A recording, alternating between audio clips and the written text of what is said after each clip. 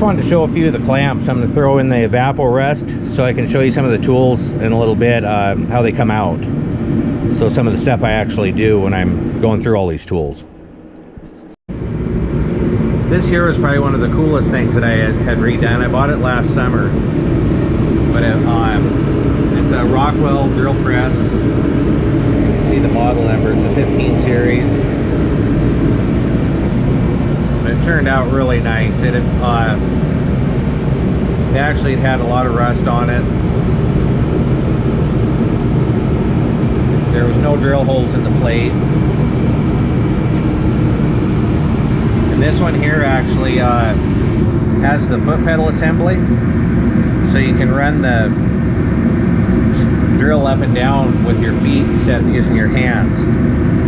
That's a really handy option. I heard it was kind of rare, but this thing turned out fantastic. The alien head thing don't have a ding in it. I was really happy. It took a lot of time to tear it apart, but yeah, it turned out really nice. It's a heck of a drill. It's got a run out of around 3 thousandths at the most, so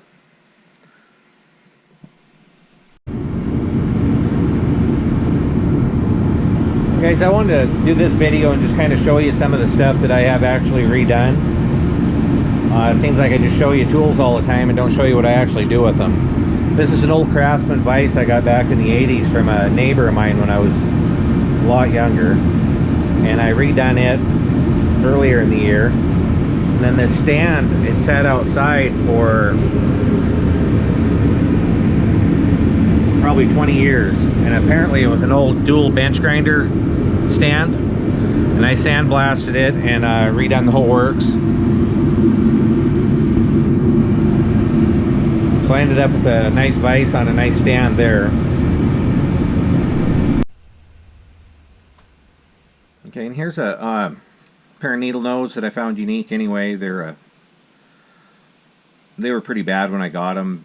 They're the diamond alloy, like the adjustable wrenches, the crescent wrenches and stuff that have the green covering. And they turned out really nice. Got the rusting done. You can still see a little bit of the stuff coming out, the oil, when I oil them. And this here was a Craftsman box from the, I'm assuming, the 40s. And it had this set of thin walls, 3/8 drive. I had never seen the thin wall sockets like that, and they're the Craftsman V series. The whole set was here. The box was in very nice condition. There's no real dings and dents. Might have a few here and there, but yeah, it turned out really happy with that. And this one here I might have shown earlier. This is one I did for my wife. It's just a little box, and polished up some wrenches for her. But yeah, like I said, I just want to show some of the stuff I do, how it comes out at the end. This here's a little snap-on box. I think it's probably from the 50s. I actually got some SK 1/4 inch wobbles in there right now, metric. But yeah, and I do use these boxes and stuff when I get done with them. This one here was a old Industro box. I actually have the tools, I just haven't redone them yet, so I just threw screwdrivers in them. But it turned out super nice. Just a sliding cover. Works great, a few little dings in it, but still a nice little box for the age. This one here is a plumb set that I'd redone. And the ratchet, of course, just took it apart, cleaned it, greased it, polished the ratchet up a little bit to make it look nicer. Did the same to the sockets for the best part. Oiled this, had to soak it in oil, in fact, to get the color back in it. That's another really happy with this little set. It's a pretty kind of a rare set. And have these wrenches here that I got off a farm auction. Just cleaned them up, painted this thing, little holder. It's a nice little set, portable set.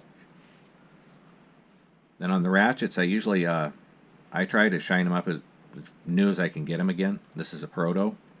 I absolutely love this ratchet. I think it's every bit as smooth as a brand new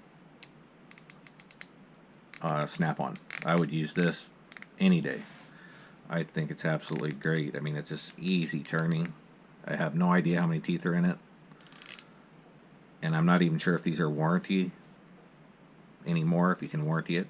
But if it was, I would use this as my main ratchet. I absolutely love it. It's just a very smooth ratchet. And this here's a plum that I'd gotten. It's real similar to the Proto. I know that you can't warranty this, but I don't know if the parts inside, you could find them somewhere. But this one here is really nice. That's how it comes. And usually when I get them, even in this condition here, this one here is actually pretty good. But when I get done with it,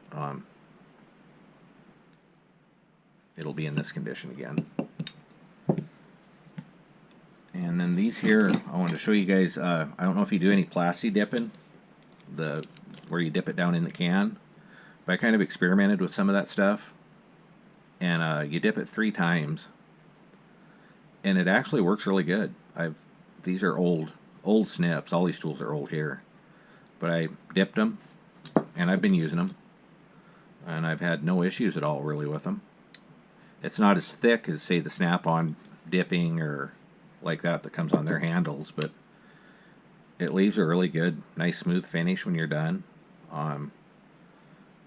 Takes about an hour and a half to do a set, I think, but you can do like 4 or 5 sets at the same time, just for the dry time between dipping. And they clean up good. This one here is kind of dirty, but like I said, I use all these. This here was a special set of curved needle nose crescent. They're old ones, and I just liked them because of the curve in them, and they're just different than a lot of them I had. They're not perfect. They're a little bit tweaked at the end. Just another pair of these. I've done a lot of these in black and red, and had really good luck. Just when I polish these, I make sure and oil them really good too, because they'll rust again. Here's a pair of Crowders. Same thing, the oil's coming out still. They'll continue to come out for quite a while probably. But these polished up really nice. It was a set I chose not to put the covering on. This here was a set of unique ones. They were very, very bad shape when I got them. I don't even really know what they're used for. They're really long, really nice heavy duty set of pliers. The teeth in them, there's not much there, but there's a little bit of a grab there. I don't know what they're used for, but I like them, and they cleaned up really nice. And these are the clamps. You guys know I buy all the American-made clamps I can find. But this is how they turn out. I don't paint them again. They're the rust comes completely off them. Spray them with WD-40 or a 3-in-1 oil. Let them set for a night or so. And they turn out absolutely great. I mean, they look, to me, just like new. And like I said, I don't like painting them. I like leaving them the same, or original, just metal. And you guys know how some of these ones look when I mean, they're pure rust. I'll show you one what it looks like real quick. I'll grab it.